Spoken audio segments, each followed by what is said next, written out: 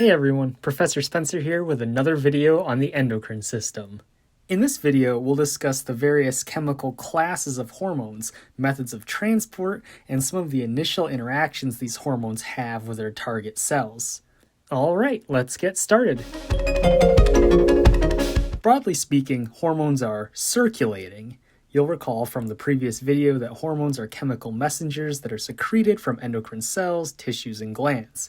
And these hormones travel through the bloodstream to their target cells and target tissues. Within this broad category of circulating hormones, we have three distinct types or chemical classes.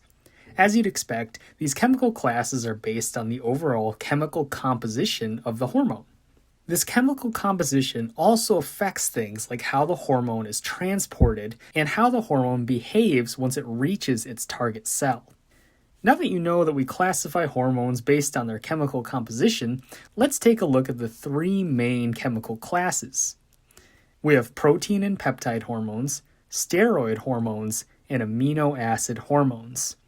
Next, we'll look at each in detail, and then we'll discuss the ways each are transported through the bloodstream and what happens when they reach their target cells, because a lot changes depending on the chemical composition. Alright, let's break down each chemical class. Protein and peptide hormones are made of chains of amino acids. Specifically, peptides are made of 2 to 50 amino acids, while proteins are made of 51 or more amino acids. Proteins tend to have a more folded and complex structure compared to peptides. You'll see, however, that these behave largely the same when it comes to transportation and interaction with target cells. Therefore, we kind of just lump them into one category. Common examples of protein and peptide hormones are insulin and glucagon. Steroid hormones are made of cholesterol, so they're lipids. Some steroid hormones you probably know are estrogen and testosterone. Amino acid hormones are derived from the amino acid tyrosine. Within this category of amino acid hormones, we have two sub-classifications, and these are catecholamines and thyroid hormone. Catecholamines are hormones such as norepinephrine and adrenaline, which you've probably heard of. Thyroid hormone can either be T4, which is its inactive state, or T3, which is its active state. Most thyroid hormone is secreted as T4.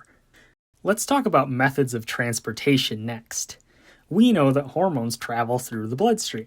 However, the way they travel varies depending on their chemical composition.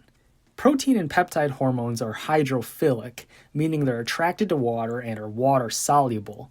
This means they can travel freely through the watery environment of the bloodstream. A free hormone is also in its active state, so this will make a lot more sense when we compare it to steroid hormones. Steroid hormones are derived from cholesterol, which again is a lipid. So what could this mean about the way they're transported? Steroid hormones are hydrophobic and not water-soluble. Therefore, they require a carrier protein to transport them through the watery environment of the bloodstream. When a hormone is being transported by a carrier protein, we call it bound. When a hormone is bound, it's also in its inactive state. It only becomes active when it's released. Remember, there are two categories of amino acid-based hormones, catecholamines and thyroid hormone. Catecholamines can travel freely just like their larger protein and peptide counterparts. However, thyroid hormone works a bit differently. Even though it's made of amino acids, thyroid hormone also has iodine around it, and this iodine prevents it from being water-soluble. Therefore, thyroid hormone requires a carrier protein for transportation through the bloodstream. Alright, the hormones have traveled through the bloodstream and arrived at their target cell.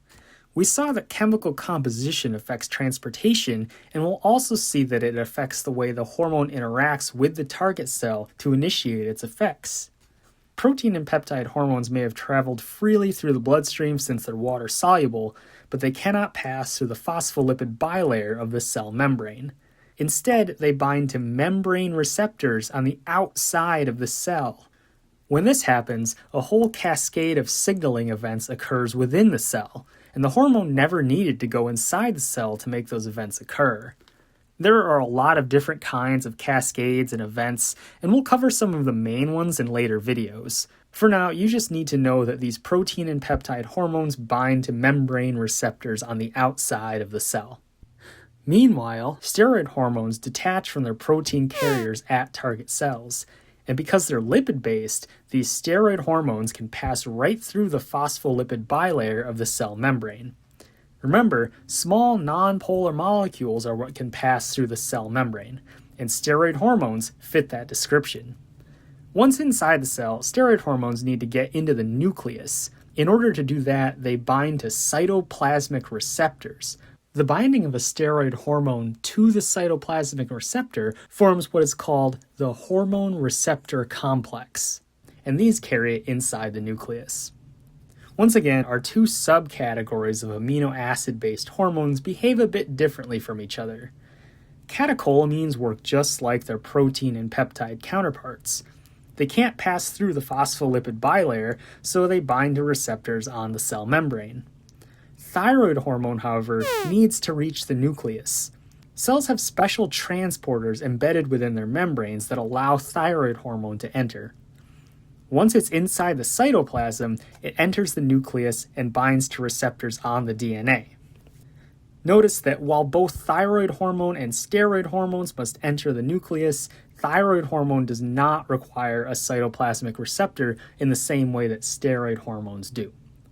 Okay, let's recap with a quick quiz. If you want to watch the material again before taking this quiz, now is a good time to restart the video. The three chemical classes of hormones are protein and peptides, steroids, and amino acid-based hormones. Amino acid-based hormones can be further broken down into these two categories: catecholamines and thyroid hormone. Which types of hormones travel freely?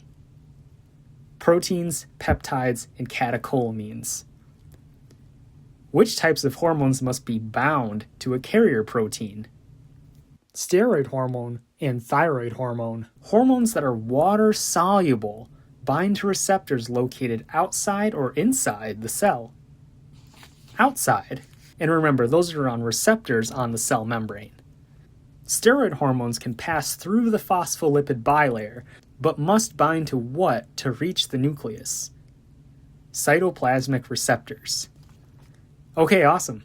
Here's a handy chart for your reference. You can screenshot this and pause the video here and copy it down in your notes. And again, there's no shame in repeating this content multiple times until you understand. Repetition with anatomy and physiology is key.